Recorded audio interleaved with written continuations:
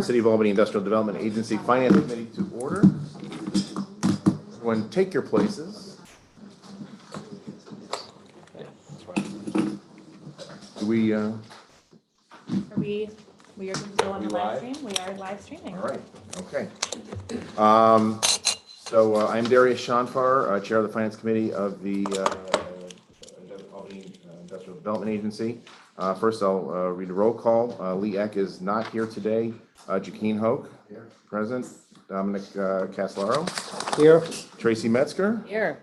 And that's it. We also have Susan Petto, who is also a member of the agency. The first order of business is the minutes having been previously distributed. I would call for a motion to waive the reading and accept them as presented. Tracy, Dominic, second. Is there any discussion, any changes, amendments, or anything? Nope. All right. All's in favor? Aye. Aye. All's opposed? All right. We're going to go right into. Oh, you abstain. Okay. Jaqueen abstains. We're going to go over the report of the Chief Financial Officer for the moment, move right into unfinished business on 563 New Scotland Ave. I don't need, I think, a reintroduction of the project. I think that's well known to everybody in the meeting. I think there have been some adjustments to the pilot request. We also have received a resolution from the Albany City Common Council directing the Corporation Council to enforce a restrictive covenant on this property that has been presented to us. I think we're going to go first into just a description of the adjustments of the pilot that has been requested. Sure. I want to pause just 1 second since this is the first day of live streaming, and I noticed a flurry in the back of the room. We're still all set. We're still streaming. Audio is good. Okay. Okay. So thank you, Darius. So what I'd like to first do is just do another quick rundown of the summary of the project, how it scored through the framework, and the summary of the cost-benefit analysis. So as everyone will recall, this project was first introduced to the Finance Committee back in September. It involves a project at 563 New Scotland Avenue. The proposal is to construct 188 residential market apartment units in 4 buildings over 3 acres, totaling about 300,000 square feet. 7 existing underutilized structures will be demolished, and there will be off-street parking for approximately 255 cars, in addition to about 15,000 square feet of ground floor commercial space. To go over the revenue gains to the taxing jurisdictions, as it would go forward with status quo, as it stands now, the project would generate about $3.7 million. The actual projected pilot payments are $12.2 million for a net benefit of approximately $8.4 million to the taxing jurisdictions. Looking at the property value increase, the current assessed value is $2.85 million. The anticipated future improved assessed value, once stabilized, is $21.9 million for a net increase of approximately $19 million. The project applicant is expecting to invest a total of $39.7 million into the project. And as with all projects seeking assistance, we request the Capital District Regional Planning Commission to run an in-plan analysis, an employment economic impact analysis on the project, which they have done and we have included here. The first box, if you will, looks at the temporary construction impact of the project from the direct effect, the indirect effect, and the induced effect of the construction happening on site, and that totals approximately $49.4 million. And the permanent operations impact looks at the permanent jobs creation. I want to make a side note, as we've requested this be updated to reflect, instead of 8 full-time employees, the updated number of 15. So that will be updated in speaking with Representative at CDRPC based on how the system works and the buckets that they use. We don't anticipate the numbers will go up drastically, but that number in the bottom right corner, the total effect, 758,232, that will increase. And we'll update this, and we'll have this in front of the board.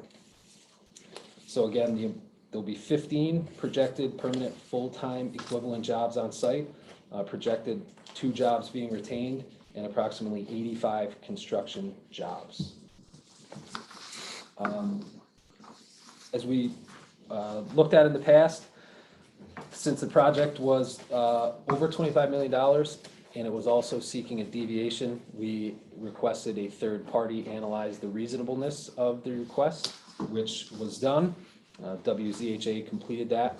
We provided that memo, which we also have with us, to the committee and board previously, and we also made available to both the committee and board and the public an executive summary of those findings. Briefly touching on that, looking at quote unquote the ask, WZHA looked at a range of aspects of the project, including the rents, the operating expenses, cap rates potentially being used, and of course the all-important returns of the project. And we can get into this deeper, but the general gist of that finding was that the request at hand was reasonable. All right. If possible, Darius, I'd love to run through the framework Scoring sheet, as sure, well, yeah. line by score by score. So the project was, of course, run through our framework evaluation and scoring matrix, and I want to go over each point that was scored. Starting at the top, under the revitalization target geography category, it was part of a neighborhood plan that being the Midtown Colleges and Universities study plan. It was an identified priority as a community catalyst, supporting multiple initiatives within the Albany 2030 plan. Under identified growth area, it is within an existing cluster classified as medical. Going down, the project is projected to create, again, 15, which is updated, 15 full-time equivalent positions. And for construction, the project is projected to create 85 construction jobs. And just so that we had 15 FTEs, that really should be up under the, Okay, yep, you're right. Thanks, Dominic. And with all these, if there's any small adjustments, they will be made and re-disseminated to everyone prior to our next meeting. Okay. The financial commitment, they scored all 3 possible points for having a project in excess of $25 million. And the 1 point scored under community commitment is for regional labor, and they're committing to a labor force consisting of approximately 90% of the construction jobs on site being from the region, which is defined as an 11-county radius surrounding Albany.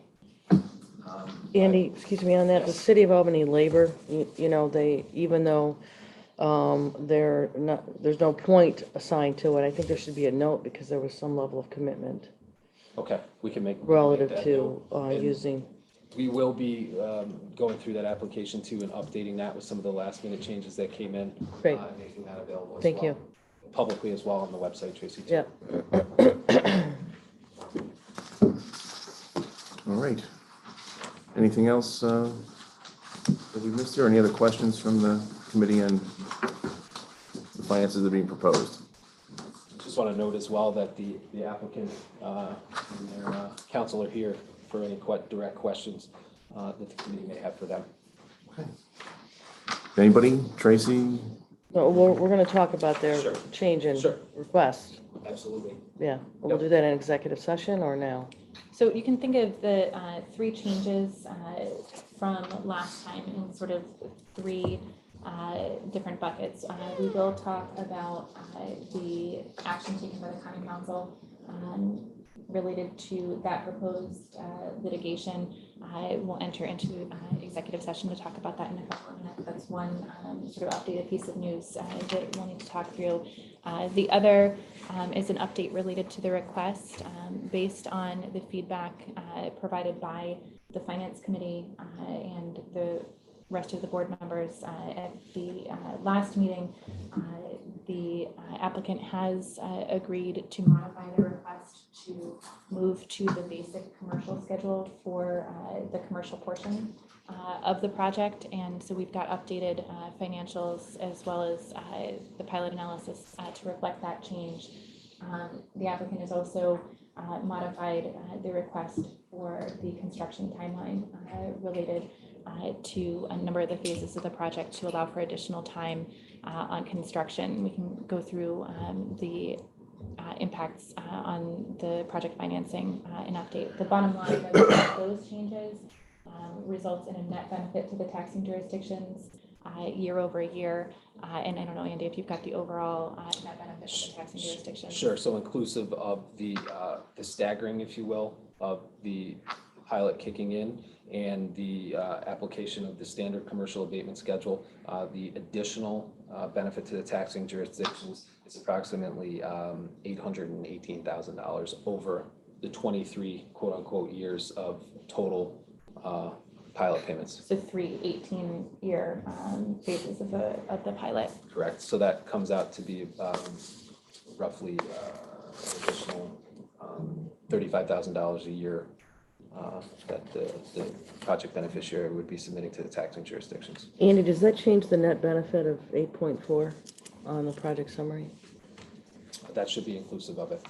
We've updated that already. It has been updated. Yes. Okay, thank you. The third sort of bucket of changes would relate to public comments coming in after the public hearing. So we had a number of public comments received between Monday and today.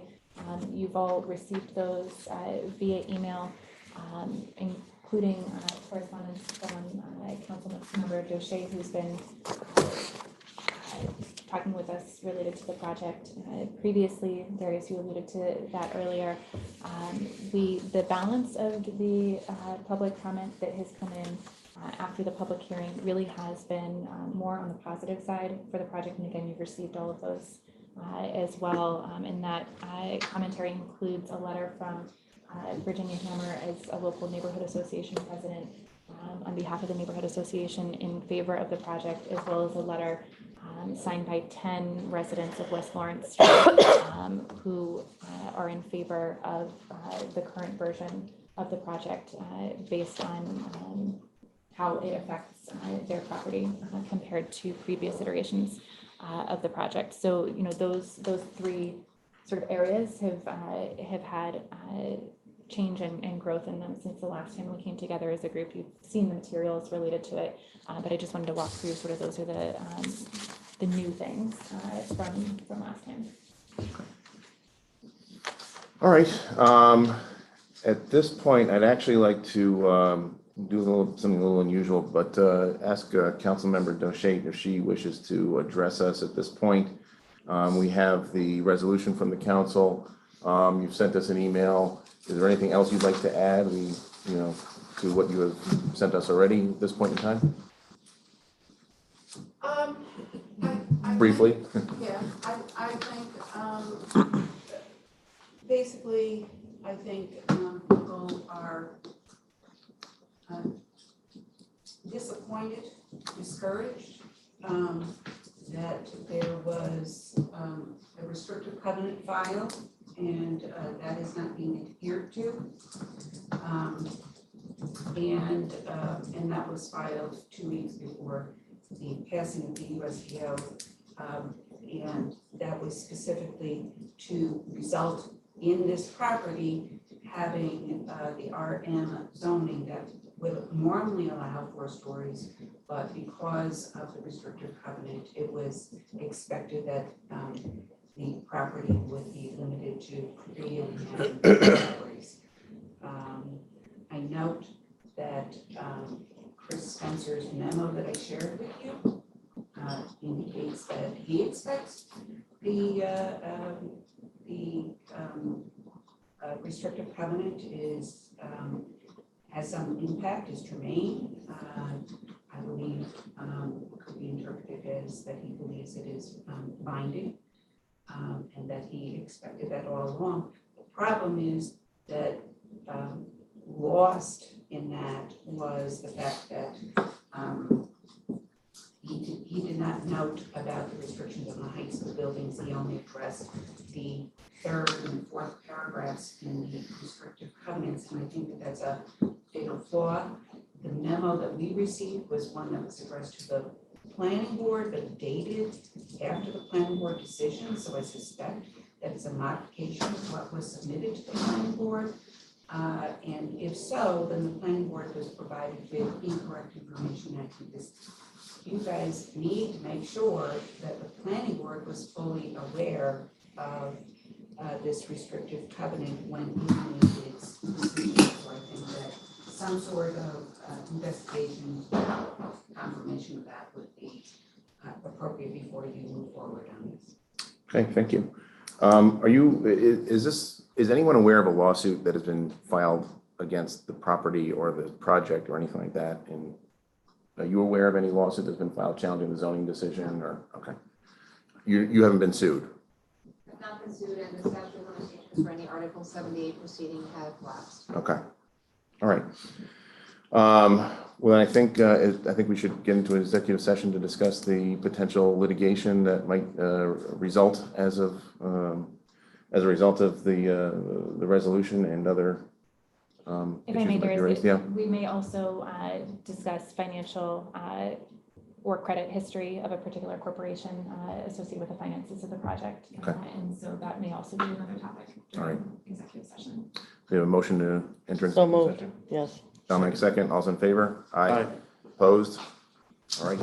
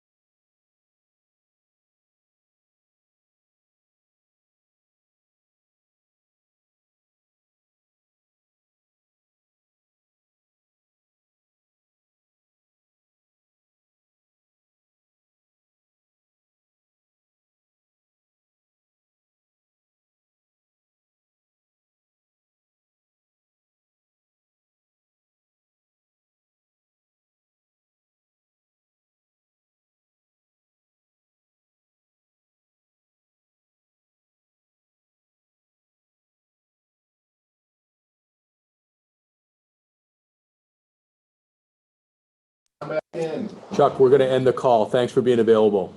Okay. Take care. Thanks, Joe. Thanks. Bye. Bye-bye.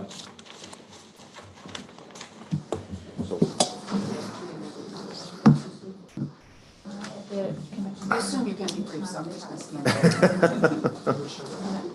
No, you can leave it open. Yeah. Are we back live? We're not. We're not back live. Are we back live? We're back live. Okay.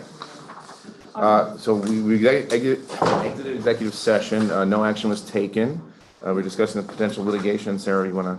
Sure. Well, for the general public, to summarize the discussion during executive session, we were advised by counsel that the planning board was fully aware of this matter prior to taking action and had been fully briefed on the matter.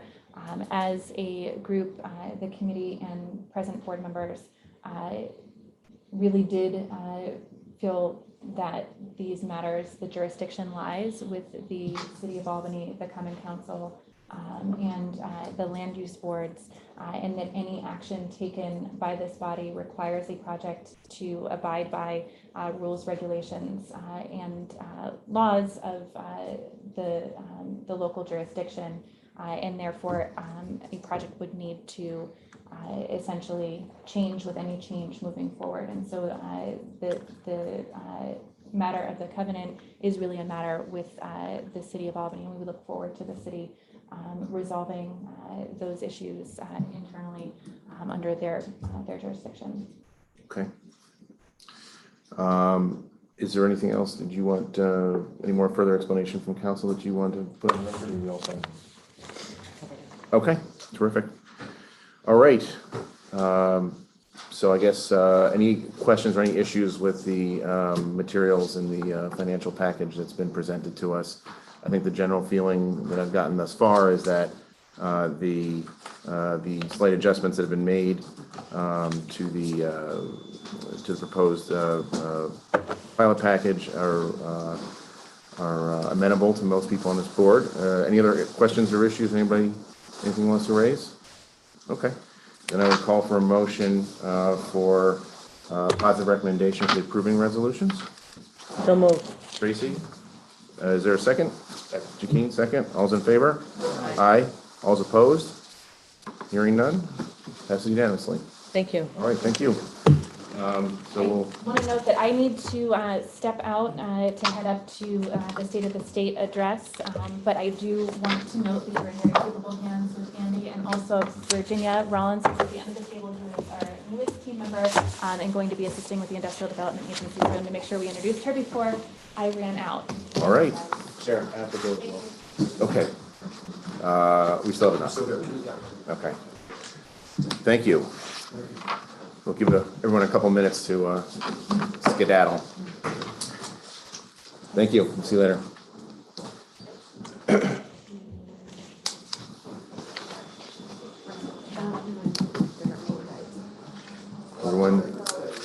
Everyone good? Okay. Okay. Go ahead. Go. So, unfinished business, Broadway 915 LLC, 745 Broadway. We've had an introduction to the project already. I don't know if anybody needs another introduction on that, or no, we'll just move on to I the think package. I think Andy should give a summary. Anyway. Actually, we might as well, yeah. Yeah, I mean, Yeah, there's that would, we would go through that, but yeah. Sure. So just noting that the applicant, Mark Aronowitz, is here, who presented his project to the committee last month. We've since fleshed out the typical materials that the committee receives, so I'd love to run through our project summary, similar to the exercise we went through for the previous project, and also the scoring matrix, and then obviously the request and some other details. So without further ado, 915 Broadway LLC is a project located at 745 Broadway in Albany. It consists of the construction of a approximate 5-story mixed-use residential commercial retail structure with approximately 80 market-rate apartment units and about 6,600 square feet of commercial space on the ground floor. The project will also have 75 off-street parking spaces. Coming down our project summary. Before you move on to just one clarification, with the 80 units that they, per the inclusionary zoning, 4 of those units will be affordable Yes. according to the zoning. Right. Moving down to the revenue gain to the taxing jurisdictions, as the project, as the site currently stands, it would generate approximately $590,000 a year in taxes. The projected pilot payments based on the request are $3.5 million. The property value increase, the current assessed value is at $510,000 with an anticipated future assessed value of $6.8 million, and that increase of just shy of $6.3 million. The total investment in this new construction project is $22.8 million. And as we went through previously, we request the Capital District Regional Planning Commission to engage in economic impact analysis. We do not have that available yet. We anticipate that will be available prior to the board meeting next week, and certainly well in advance of the public hearing, potentially in February. The project is looking to create 4 full-time equivalent jobs, and is also projected to create approximately 150 construction jobs. Coming down a little bit, this project is seeking a slight deviation in what the project evaluation and assistance framework allows for. The project applicant is requesting that for the first 5 years of the pilot, that the base assessed value stands at the current assessed value of $510,000 as opposed to $1.4 million, which is the purchase price. After the 5th year, the base assessment value would jump back up to the purchase price. Of note, the abatement schedules are per the framework, so the multifamily commercial schedule and the standard commercial abatement schedule for the 6,600 square feet are what the framework provides for, so there's no deviation there. However, since there is a deviation, we have requested a third party to analyze the reasonableness of the request. We expect that to be in at some point, hopefully before the board meeting next week, and again, if not, well in advance of the public hearing for staff to be able to analyze that and disseminate it appropriately to the board for their analysis. If there's any questions for myself or Mr. Aronowitz, we can do that, and if not, I'll quickly go through the scoring. Go through the score sheet. Okay. Yeah. So starting at the top, for target geography, this project is located in a high vacancy census tract, which is Census Tract 11. It is located downtown. It is located within a neighborhood plan, that being the Impact Downtown Albany Plan. It is an identified priority, being downtown residential. Going down to job creation, the project scores a point for 4 projected full-time equivalent employees, and it scores 2 points for the projected 150 construction jobs on site. Under financial commitment, all 3 points are attained due to the fact that the project has an estimated value of $22.8 million, or investment value, I should say. And for community commitment, you'll notice that there is not a point here, yet we have a note. The project has, prior to the community commitment, has already scored the 10 points. However, we wanted to make a note that the developer anticipates utilizing a significant percentage of regional labor, and more than likely eclipsing the 90% that we typically allow for this community commitment to be achieved. So we thought that was important to make note of that on here. All right.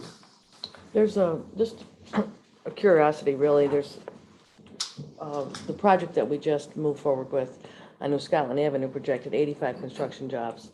This project's 150. What's the big difference?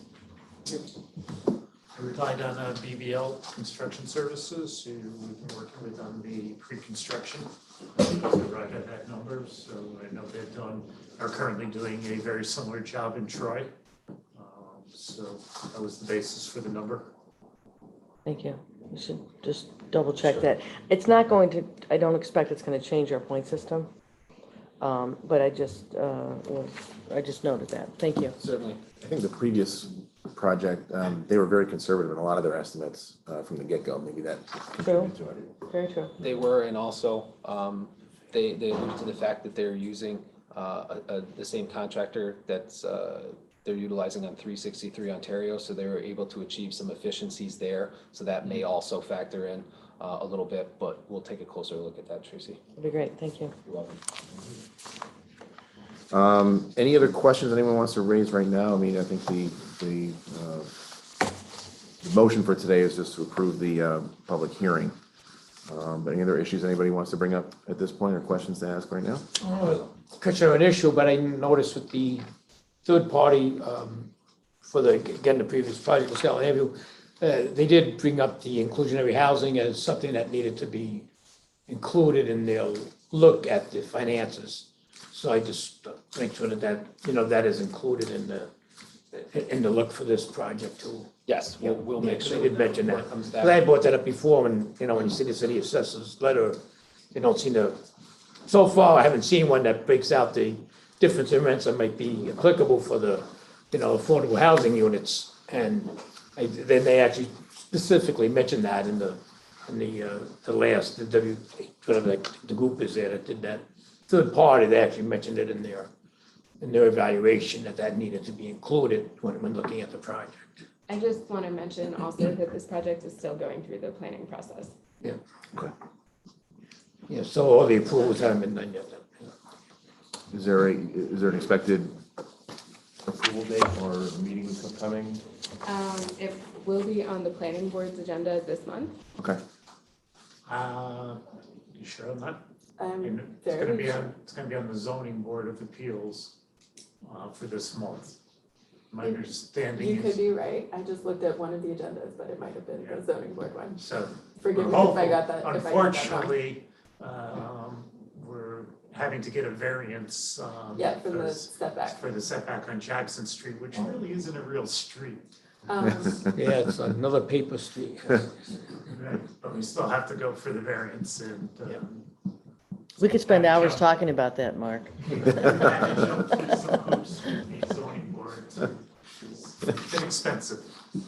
In that case, So we're I'll hoping to see be you on the later planning. tonight, and then the meeting will be 2 weeks from today. And to that point, staff will work closely in conjunction with the applicant to make sure that the timing of any Public hearing.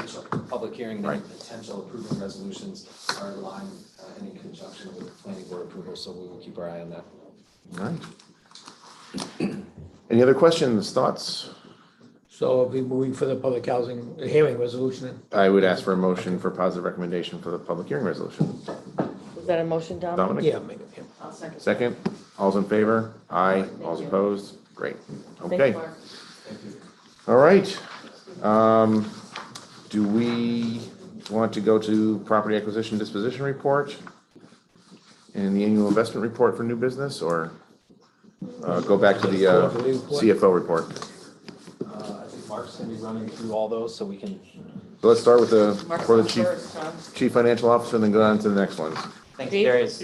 So in front of you is the statement quarter ending December 31st, 2019. Back to the beginning. As you're gonna see, basically for the fourth quarter, most of the variances there are just timing. We just spread out what we thought the fees were gonna do during the year. Obviously, they were higher the first 3 quarters, so agency fees for the fourth quarter is approximately 88,000 versus the budgeted 236, so there's a variance of 147. Interest income, was $7,700 versus a budgeted roughly 3,000. As noted, throughout the year, the annual percentage rate that we earn on our interest is higher this year versus last year, so that's carried through all 4 quarters. So with that, total revenues for the fourth quarter is 96,000 versus a budgeted 239, or a negative variance of 142,000. So likewise, timing is a lot of these expenses also in the fourth quarter. So professional service contracts were 171 versus 160, slightly $11,000 higher. The Arbor Hill Community Center, it's been coming in lower, every quarter this year, so 17,000 versus 18.